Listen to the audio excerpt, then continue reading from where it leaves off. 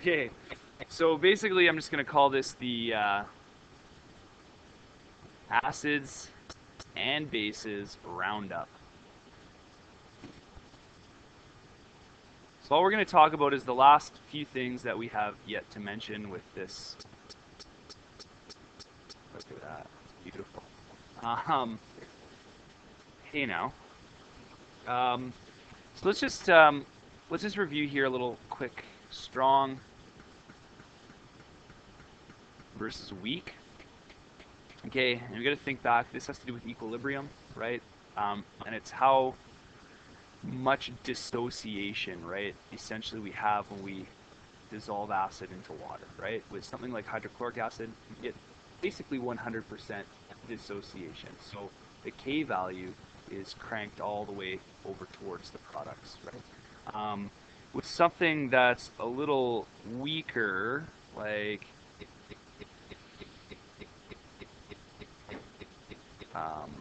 some type of organic acid.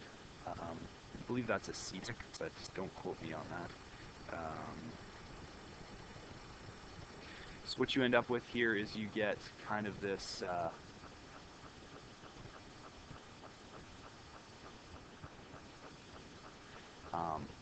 scenario where, you might be 50-50, right? You might not have complete dissociation, right? So this is considered strong, and this is considered weak. Now, can something like acetic acid be dangerous to you, even though it's a weak acid? So it can be, right? The thing that I think people think is, okay, you have a weak acid, it's not dissociating as much, it's less dangerous. That's probably true in a sense, but it's not that something like this couldn't hurt you. Because the other thing that we're not considering here is concentration, right?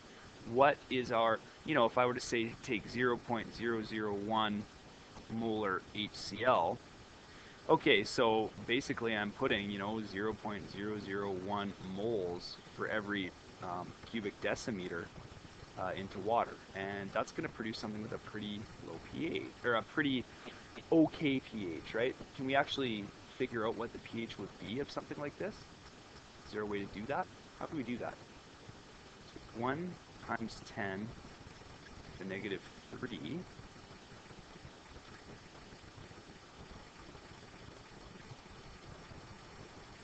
moles per cubic decimeter, right? That would be roughly the concentration of H plus ions, right?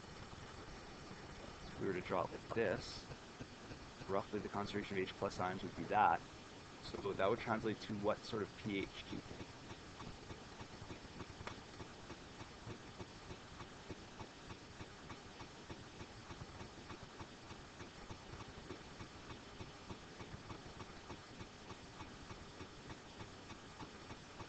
Yeah, on a pH of 3, right? I mean, whether or not that would be, something you'd want to get on your skin is debatable. You probably could, as long as you washed it off right away. It wouldn't be a huge problem. But if you get into more concentrated amounts, right, obviously the pH drops and drops and drops, and you end up with problems.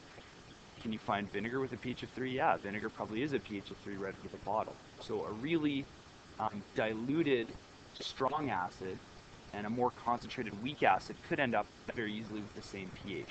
Does that make sense to you guys? Seeing how pH is based on the negative log of the concentration of H plus ions. Okay, sweet. So that's that's sort of the difference between strong and weak and concentration. So it's all important. Here's a little example that they have here actually. 0.1 molar HCl. What's the pH of that? Would it be?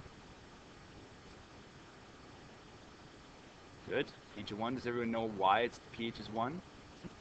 Okay, good. And then if you have 0.1 molar of something like acetic acid, its pH actually is only going to work out to be about 2.9. Okay, so here's kind of an illustration of what we're talking about. Let's see what else we need to talk quickly about in our little roundup here. Right. Okay.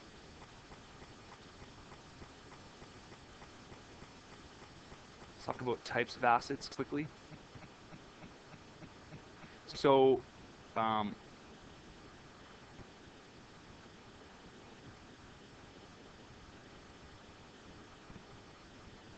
here's three types of acids. What's this one called again?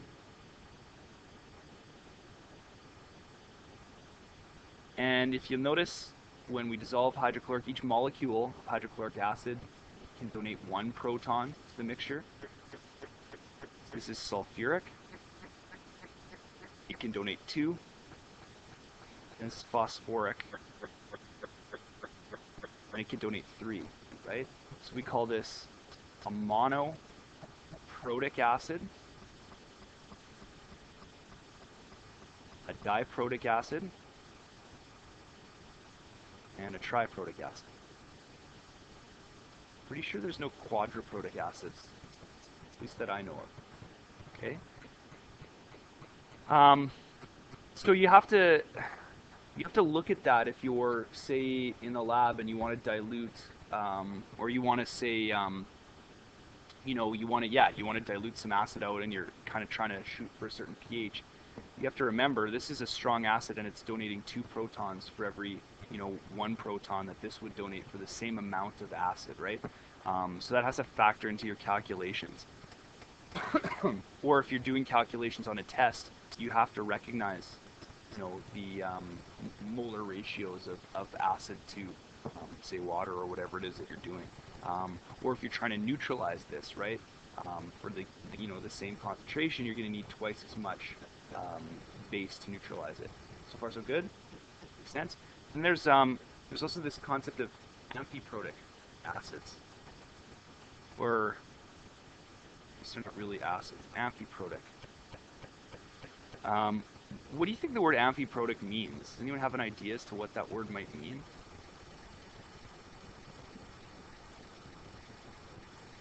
Any guesses? Amphiprotic? Right. So exactly. So basically, it's something that can behave as either an acid or a base.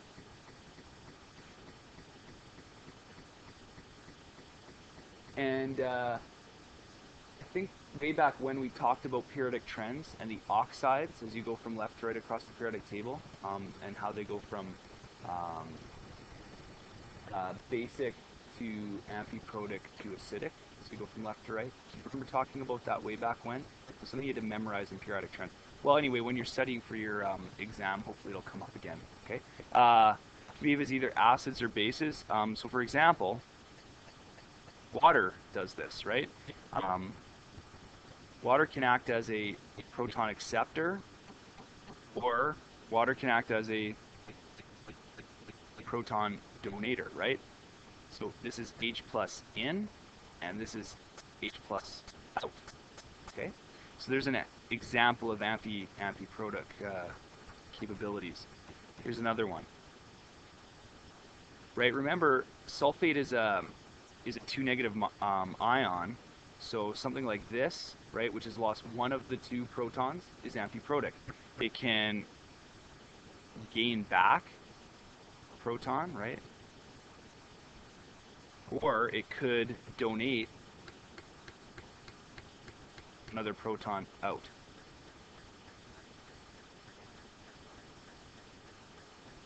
Okay, so this is amphiprotic character. So depending on the environment, they can either accept protons or they can donate protons. So if placed in acid, right, something that's amphiprotic will act like a base. Right, it'll accept the proton. Placed in base.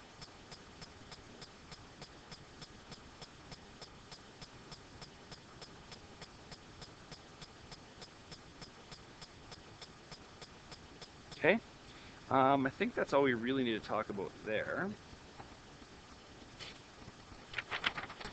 We're good there. Do we need to review the pH scale at all, or are we good there? Actually, let's talk about pH and pH indicator. So lots of things in nature end up, for whatever reason, being indicators. I'm not sure exactly what the connection is to nature and pH indicators, but it seems like a lot of vegetable dyes end up being pH indicators. So what that means is their color changes depending on the pH that you place them under. And to be honest, I'm not exactly sure how it works. I think it either is action like this, where you're adding and removing H plus ions depending from on the environment that you're in, or it's got to do with denaturing the molecule and changing its shape in acidic environments or basic environments. I'm not sure exactly which way it works. We never got really that far in my chem education, but I do kind of know what they do. So they essentially change color at a given pH level. Something that's really handy, we haven't used it, but there's universal indicator. And universal indicator is a liquid that changes color depending on the pH range that it's in, right? So I think what it is a mixture of many different individual pH indicators that change color at specified ranges. So you'll have like a little chart. If anyone has a pool or a spa, you get these little strips and you dip them in. Have you ever seen these things? And they will churn color depending on what the pH of your spa is. Well, this is a similar concept. You dip it in or drip it in, and whatever the color comes up, that's what the pH is, okay? There's also pH probes. We have some, but people try to use them and they're not really that well calibrated. So indicator is probably your best bet. The one we use most often is phenolphthalein, which is just a single pH indicator, which changes I think it changes at pH 8, but pretty close to neutrality. And it turns pink in a basic environment and it's clear in an acidic environment. So just talking about that, so if we have a pH level looks like, say, 0, 4, 7, 10, and 14, help me figure out what is the concentration of H plus in each of these scenarios.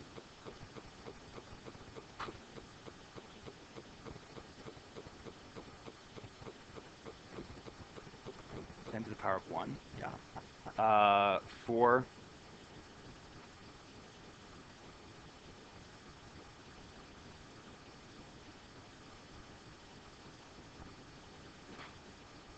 and then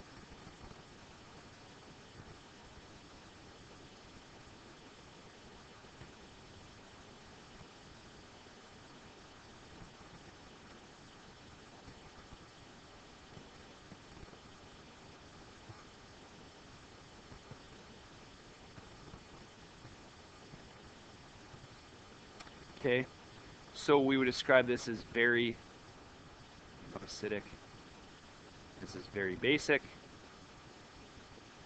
and this is neutral. And if we put universal indicator in here, the indicator color would change from red to orange, green, blue, purple. Okay? Kind of. If we get a chance, we can pull some of that out and just see what it does. And if you're kind of looking at what might be in this range, so here we might have something like 1 molar HCl, right? Would be at this range. Somewhere in here you might have lemon juice. pHC around somewhere around like 2. And here you might have beer, just a little acidic. This is pure water.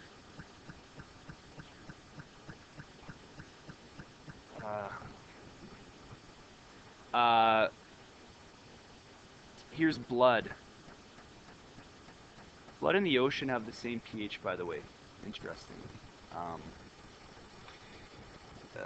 Where else are we here? Okay, we might have something like ammonia down about here,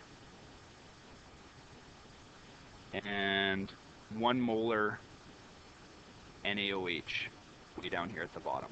Okay, so this is kind of the range of pHs that you would experience. Okay. Last but not least,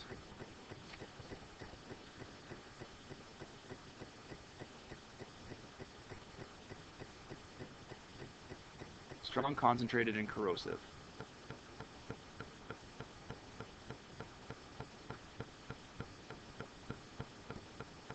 So strong. How to describe a strong acid?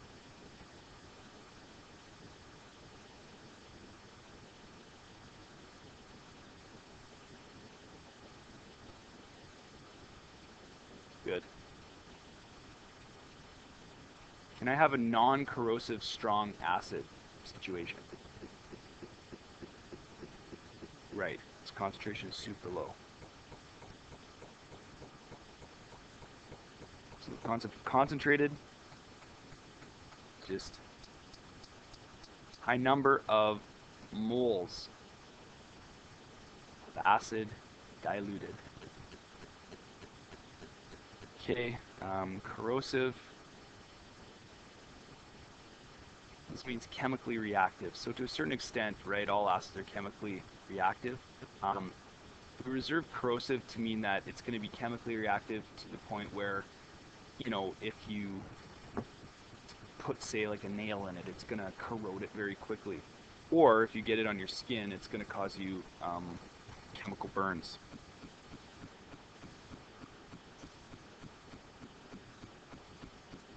How about a weak acid?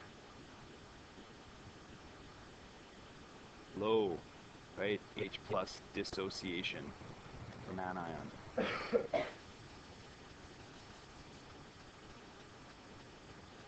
And dilute. What's dilute mean?